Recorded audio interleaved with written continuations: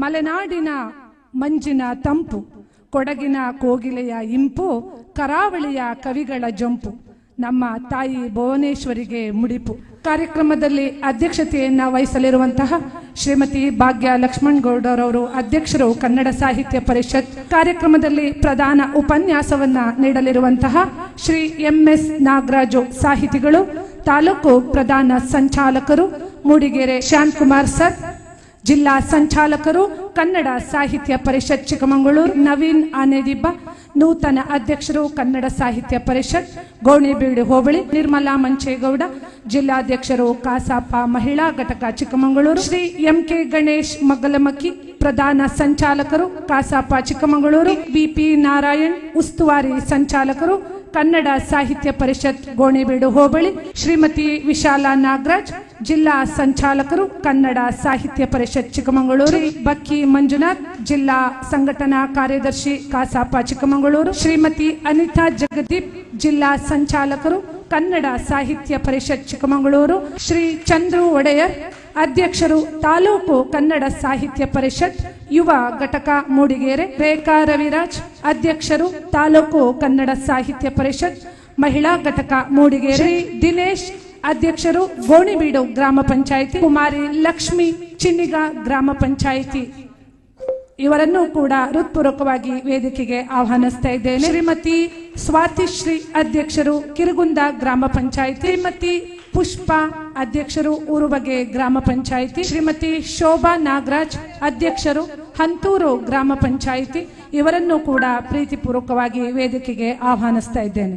ವೇದಿಕೆಯನ್ನ ಅಲಂಕರಿಸಿದ ಸರ್ವ ಗಣ್ಯ ಮಹೋದಯರಿಗೆ ಧನ್ಯವಾದಗಳನ್ನು ತಿಳಿಸ್ತಾ, ಇದೀಗ ನಮ್ಮೊಂದಿಗೆ ಗೌರವ ಉಪಸ್ಥಿತಿಯನ್ನ ಕಾರ್ಯಕ್ರಮದಲ್ಲಿ ವಹಿಸಲಿರುವಂತಹ ಎಲ್ಲ ಗಣ್ಯಾತಿ ಗಣ್ಯರು ವೇದಿಕೆಯ ಮುಂಭಾಗದಲ್ಲಿ ಬಂದು ಅಲಂಕರಿಸಬೇಕಾಗಿ ಕೇಳ್ಕೊಳ್ತಾ ಇದ್ದೇನೆ. ಪ್ರಾರ್ಥನೆ. ಆಶಾ ಜಯಕುಮಾರ್.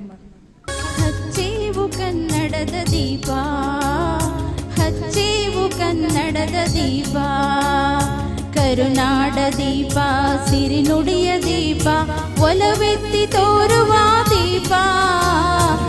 ನೆರವೇರಿಸಿದ ಶ್ರೀಮತಿ ಆಶಾ ಜಯಕುಮಾರ್ ಇವರಿಗೆ ಧನ್ಯವಾದಗಳು. ನಾಡಗೀತೆ ಶ್ರೀಮತಿ ನೇತ್ರಾ ಮತ್ತು ತಂಡದವರಿಂದ. ಭೂದೇವಿಯ ಮಕುಟದ ನವಮಣಿಯೇ, ಗಂಧದ ಚಂದದ ಹೊನ್ನಿನ ಗಣಿಯೇ, ರಾಘವ ಮಧುಸೂದನ ರವ ಕಲಿಸಿದ ಭಾರತ ಜನನಿಯ ತನುಜಾತೆ.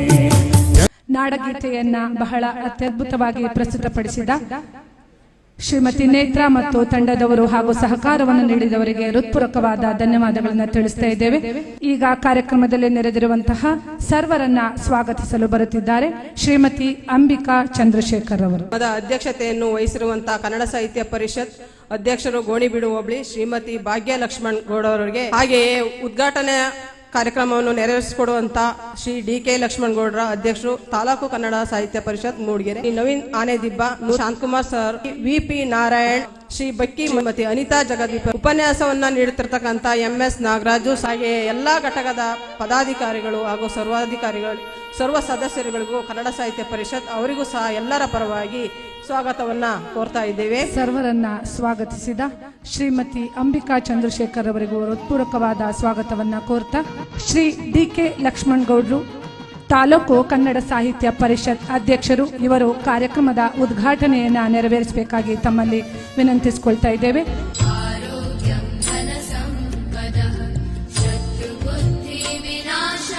ಕಾರ್ಯಕ್ರಮವನ್ನ ಉದ್ಘಾಟನೆ ಮಾಡಿದಂತಹ ಶ್ರೀ DK ಲಕ್ಷ್ಮಣಗೌಡ ಸರ್ ಅವರು ಈ ಕಾರ್ಯಕ್ರಮದ ಕುರಿತು ಒಂದೆರಡು ನುಡಿಗಳನ್ನ ನುಡಿಬೇಕಾಗಿ ತಮ್ಮಲ್ಲಿ ವಿನಂತಿಸಿಕೊಳ್ತಾ ಇದ್ದೇನೆ. ಈ ಕನ್ನಡ ಉಳಿಬೇಕಂದ್ರೆ ನಿಮ್ಮ ಮನೆಗಳಲ್ಲಿ ಕನ್ನಡವನ್ನು ಮಾತಾಡಿ, ಮಕ್ಕಳಿಗೂ ಕನ್ನಡವನ್ನು ಹೇಳಿ ಅವರಿಗೆ ಹೇಳಿದರೆ ಅವು ಕನ್ನಡದ ಅಭಿರುಚಿ ಇನ್ನು ಮುಂದಕ್ಕೆ ನಮ್ಮ ಪೀಳಿಗೆಗೆ ಆಗುತ್ತೆ ಅನ್ನೋದಕ್ಕೆ ಒಂದು ಹೇಳಬೇಕು. ಯಾಕಂದ್ರೆ ಕಾರ್ಯಕ್ರಮದಲ್ಲಿ ಉಪನ್ಯಾಸವನ್ನ ನೀಡಲಿರುವಂತಹ ಶ್ರೀ MS ನಾಗರಾಜು, ಸಾಹಿತಿಗಳು, ದಯಮಾಡಿ ತಮ್ಮ ಉಪನ್ಯಾಸ ಕಾರ್ಯಕ್ರಮವನ್ನ ನೆರವೇರಿಸಬೇಕಾಗಿ ವಿನಂತಿ. 1915 ಮೇ 5ನೇ ತಾರೀಕು ಕನ್ನಡ ಸಾಹಿತ್ಯ ಪರಿಷತ್ತು ಹುಟ್ಕೊಳ್ಳುತ್ತೆ ರಾಜ್ಯದಲ್ಲಿ. ನಿಮಗೆ ನೆನಪಿರ್ಲಿ, ಇನ್ನು ಆಗ ಸ್ವಾತಂತ್ರ್ಯ ಬಂದಿರೋದಿಲ್ಲ. ಈ ದೇಶ ಸ್ವಾತಂತ್ರ್ಯ ಬಂದಿದ್ದು ಈ ದೇಶಕ್ಕೆ 1947ರಲ್ಲಿ.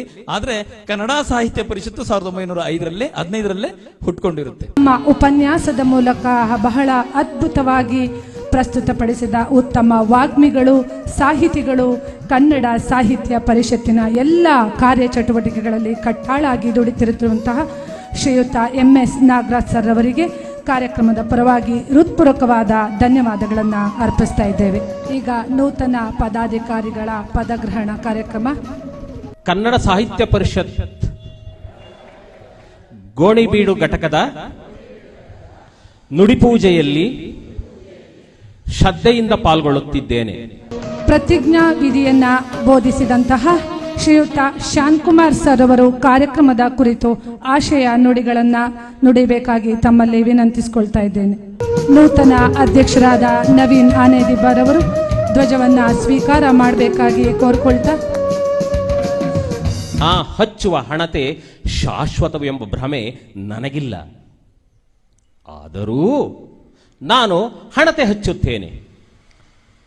ಕಾರಣ, ಇರುವಷ್ಟು ದಿನ ನಿನ್ನ ಮುಖ ನಾನು, ನನ್ನ ಮುಖ ನೀನು ಹಣತೆಯ ಬೆಳಕಿನಲ್ಲಿ ನೋಡಬಹುದು ಎಂದು. ಶಾಲೆಗಳನ್ನು ತಗೊಳ್ಳಿ. ಶಾಲೆಗಳಲ್ಲಿ ಅವ್ರು ಹೇಳ್ದಂಗೆ 5ನೇ ಕ್ಲಾಸಿಂದನೇ ಬಂತು. ಇದನ್ನು ಎಲ್ಲಿ ಚರ್ಚೆ ಮಾಡಬೇಕು? ನಾವು ಮನೆಯವರಿಗೆ ಹೋಗಿ ಕೇಳಿದಾಗ ಇಲ್ಲ, ನಮ್ಮ ಮಕ್ಕಳನ್ನು ಇಂಗ್ಲಿಷ್ನೇ ಓದಿಸೋದು ನಾವು. ಬದಲಾವಣೆಗಳು ಆಗದಿದ್ರೆ ಏನಾಗುತ್ತೆ, ಕೇಳುವವರಿದ್ರೇನೆ ಮಾಡುವವರಿರ್ತಾರೆ. ಅದೇ ರೀತಿಯಲ್ಲಿ ಅವ್ರು ಕೇಳಿದ್ದಾರೆ. ಹಾಗೆ ನಾನು ಕೂಡ ಪ್ರಯತ್ನ ಪಡ್ತಾ ಇದ್ದೀನಿ ಗೋಣಿಬೀಡು ಹೋಬಳಿಯ ಸದಸ್ಯತ್ವ ಇರುವಂತ ಪಟ್ಟಿಗಳನ್ನ ಪಡಿಲಿಕ್ಕೆ. ಸುಮಾರು 1 ವರ್ಷದಿಂದ ಗೋಣಿಬೀಡಿನಲ್ಲಿ ಆಗಲಿ ಅಂತೇಳಿ ಮೂಡಿಗೆರೆಯಿಂದ ನಾವೆಲ್ಲ ಕಾತರದಿಂದ ಕಾಯ್ತಾ ಇದ್ದು. ಅದಕ್ಕೆ ಸೂಕ್ತವಾದ ವ್ಯಕ್ತಿ ಸಿಕ್ಕಿರಲಿಲ್ಲ.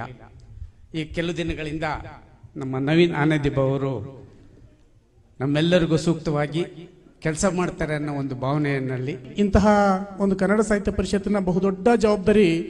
ಬಹುಶಃ ನಮಗೆ ತಲೆನೋವಾದರೆ ತಲೆಗೆ ನಾವು ಏನು ಹೇಳ್ತೀವಿ, ಅದಕ್ಕೆ ನೋವಿನ ಎಣ್ಣೆ ಆಗಿರ್ಬೋದು, ಏನಾರು ಹಚ್ಕೊಂಡ್ರೆ ತಲೆನೋವು ಹೋಗ್ತದೆ. ತಲೆನೋವು ಅಂತೇಳಿ ಕೈ ಕಾಲಿಗೆ ಹಚ್ಕೊಂಡ್ರೆ ಪ್ರಯೋಜನ ಇಲ್ಲ. ಸೊ ಯಾಕೆ ಈ ಮಾತನ್ನ ಹೇಳಿದೆ ಅಂದರೆ, ಬಹುಶಃ ನಮ್ಮದೆಲ್ಲ ವೇದಿಕೆ ಕಾರ್ಯಕ್ರಮಗಳು ಭಾಷಣ ರೂಪದಲ್ಲೇ ಇದೆ. ಅಂದರೆ ನಮ್ಮ ಪದಾಧಿಕಾರಿಗಳಿಗೆ ನಾವು ಭಾಷಣ ಮಾಡುವಂಥದ್ದಾಗಿದೆ. ಇದಾಗಬಾರ್ದು. ಸಮಾಜಕ್ಕೆ ಹೊರ ಪ್ರಪಂಚಕ್ಕೆ ನಾವು ಯಾರೋ 4 ಜನ ಇದ್ದು ಗೊತ್ತಿಲ್ಲದಾಗ ಅಲ್ಲಿ ಮಾತಾಡೋಣ. ಆದರೆ ಯಾವುದೇ ಜವಾಬ್ದಾರಿ ವಹಿಸ್ಕೊಳ್ಳೋಂತಿಗೆ 2 ಪ್ರಶ್ನಾರ್ಥಕ ಚಿಹ್ನೆಗಳನ್ನ ನಿಮ್ಮ ಮನಸ್ಸಲ್ಲಿ ಇಟ್ಕೊಬೇಡಿ. ಕನ್ನಡ ಭಾಷೆನ ಮತ್ತು ಸಾಹಿತ್ಯನ ಉಳಿಸಿ ಬೆಳೆಸಿ ಅಂತ ಹೇಳ್ತೀನಿ. ಹಾಗೂ ನಿಮ್ಮ ಜೊತೆ ನಾವೆಲ್ಲ ಇದ್ದೀವಿ ಅಂತ ಹೇಳಕ್ಕೆ ಇಷ್ಟಪಡ್ತೀನಿ. ಗೋಣಿಬೀಡು ಅಧ್ಯಕ್ಷ ಸ್ಥಾನವನ್ನು ವಹಿಸಿಕೊಂಡು ಆ ಸ್ಥಾನಕ್ಕೆ ಕೊಡಬೇಕಾದಂಥ ತಕ್ಕ ಒಂದು ಗೌರವವನ್ನು ಕೊಟ್ಟಿದ್ನೇ ಹೊರತು ಕರ್ತವ್ಯವಲ್ಲಿ ಹಿಂದೆ ಇದ್ದೆ. ಇದನ್ನು ಬಹಿರಂಗವಾಗಿ ಹೇಳ್ತೀನಿ. ನವೀನ್ ಆನೇದಿಬ್ಬರ್ ಅವರ ತಾಯಿ ನವೀನ್ ಆನೇದಿಬ್ಬರ್ ಸರ್ ಅವರಿಗೆ ಒಂದು ಗೌರವ ಸಮರ್ಪಣೆಯನ್ನ ನೆರವೇರಿಸ್ತಾ ಇದ್ದಾರೆ. ದಯಮಾಡಿ ವೇದಿಕೆಯಲ್ಲಿರುವ ಸರ್ವ ಗಣ್ಯರು ಅದಕ್ಕೆ ಸಹಕಾರವನ್ನು ನೀಡಬೇಕಾಗಿ ಕೇಳ್ಕೊಳ್ತಾ ಇದ್ದೇನೆ. ಈ ಕಾರ್ಯಕ್ರಮವನ್ನ ಬಹಳ ಅಚ್ಚುಕಟ್ಟಾಗಿ ನೆರವೇರಿಸಲು ಸಹಾಯವನ್ನ ಮಾಡಿದಂತಹ ಸರ್ವರಿಗೂ ವಂದನೆಗಳನ್ನು ತಿಳಿಸ್ತಾ ಈ ಕಾರ್ಯಕ್ರಮವನ್ನ ಮುಕ್ತಾಯ ಮಾಡ್ತಾ ಇದ್ದೇವೆ.